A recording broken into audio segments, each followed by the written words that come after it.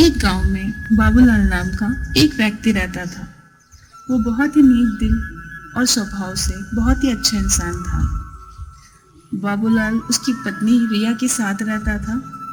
बाबूलाल और उसकी पत्नी एक मात्र खेती पर ही निर्भर थे, पर इस साल ज़्यादा सूखा पड़ने के कारण खेती में बहुत ही नुकसान हुआ था।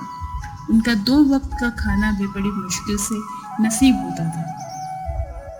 बाबूलाल का एक बड़ा भाई था जिसका नाम था नामिक चंद।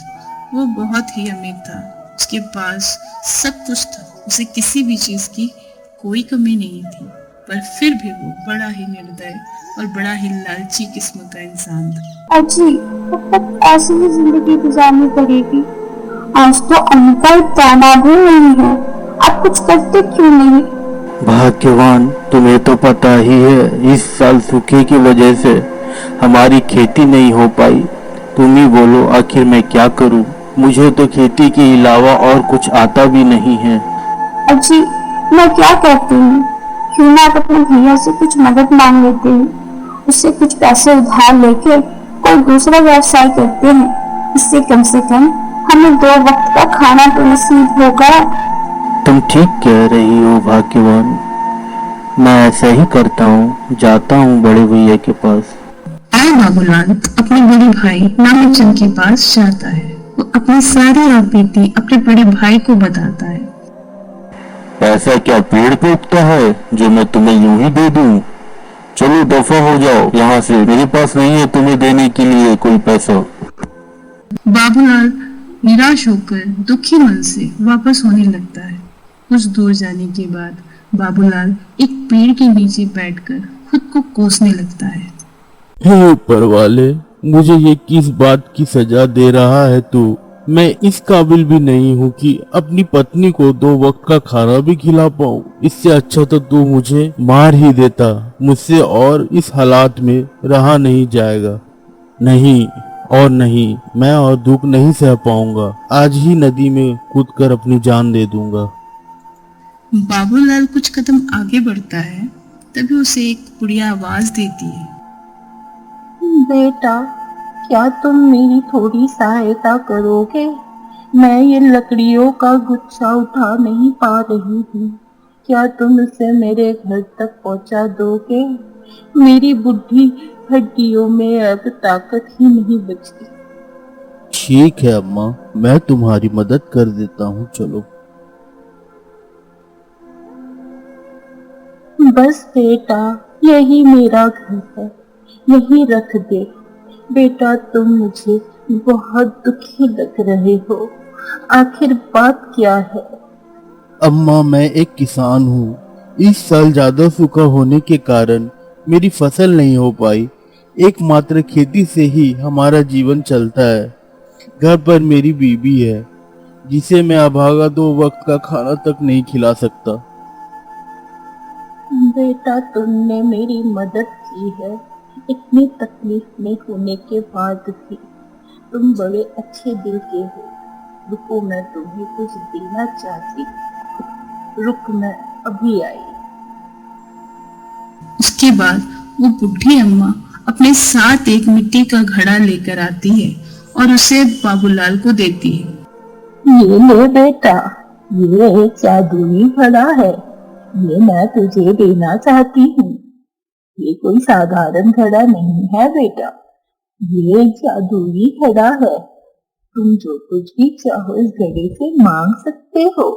ये घड़ा तेरी सारी इच्छाओं को पूरा करेगा।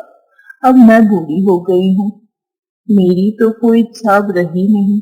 अब मैं भला इस घड़े का क्या करूंगी? क्या सच में अम्मा, तुम सच कह रही हो? अगर ऐसा है तो मैं ये जादुई घड़ा अपनी पत्नी को दूंगा। वो इस जादुई घड़े को देखकर बहुत खुश हो जाएगी। आज तक मैंने अपनी पत्नी को कुछ भी नहीं दिया। बेटा, पर एक बात हमेशा याद रखना, ये जादुई घड़ा उसी की मदद करता है जो दिल का साफ और लालची ना हो। किसी गलत हाथों में गया तो उसका सर्वनाश हो जाएगा और ये घड़ा फिर से उसके पुराने स्थान पर आ जाएगा। अच्छा ठीक है अम्मा, अब मैं चलता हूँ। जिसके बाद बाबूलाल वो जादुई घड़ा लेकर अपने घर आ जाता है, अपनी पत्नी रीना को सारी बातें बताता है। क्या आप सच कह रहे हो? मुझे तो यकीन नहीं हो रहा। क्या ये सच में एक जादुई घड़ा है? हाँ भाग्यवान, यकीन ना आए तो चलो इस घड़े से कुछ मांग कर देखते हैं। हे जादुई घड़े, हम लोग बहुत भूखे हैं, कृपया करके हमें कुछ खाने को दो। बाबूलाल के इतना कहते ही उस जादुई घड़े से तरह तरह के पकवान प्रकट होने लगते हैं। बाबूलाल उसकी पत्नी पेट भरकर खाना खाते हैं। बाबूलाल ने घड़े से रोज नई नई चीजें निकालना शुरू किया, कभी दाल, कभी चावल, कभी सरसों, और उन्हें बाजार में लेकर बेचता भी था। अब धीरे धीरे उसकी गरीबी दूर होने लगी। एक दिन बाबूलाल सामान लेकर बाजार जा रहा था। उसके भाई ने पूछा, इतनी हड़बड़ी में कहाँ चले? यही बाजार में सामान बेचने। ये तो कुछ दिन पहले ही मेरे पास आया था मदद में, इसके पास से खाने के भी लाले पड़े थे और आज सामान बेचने बाजार जा रहा है। कुछ तो गड़बड़ है, पता लगाना ही पड़ेगा। आज इसका पीछा करता है। बाबूलाल जब सारा सामान बेच के बाजार से वापस घर जा रहा होता है, तभी मानिक चंद उसका पीछा करता है और खिड़की से झांकता है। बाबूलाल और उसकी पत्नी उस जादुई घड़े से अलग अलग सामान मंगा रहे होते हैं। उसका भाई ये सब देख रहा होता है। अच्छा, तो ये बात है, जादुई घड़ा। ये जादुई घड़ा मुझे चाहिए, वो भी आज रात होते ही।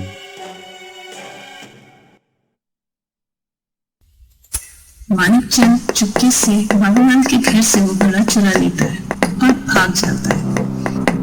वाह वाह, अब तो मैं भी अमीर बन जाऊंगा, पर इस घड़े का इस्तेमाल कैसे करना है? ये जादुई घड़े, मुझे इतना सारा धन दे दो जिससे मैं इस दुनिया का सबसे अमीर और शक्तिशाली इंसान बन जाऊं। घड़े से धन निकलना शुरू हो जाता है।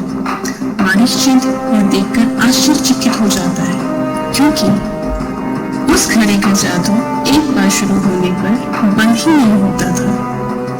मानिक चंद घबराते हुए बोला, हे घड़े, अब रुक भी जाओ। पर उस घड़े से धन निकलना बंद ही नहीं हो रहा था। मानिक चंद उसी धन के नीचे आके मर गया और निकल ही नहीं पाया। अपने लालच के चलते ही मानिक चंद को अपनी जान से हाथ धोना पड़ा।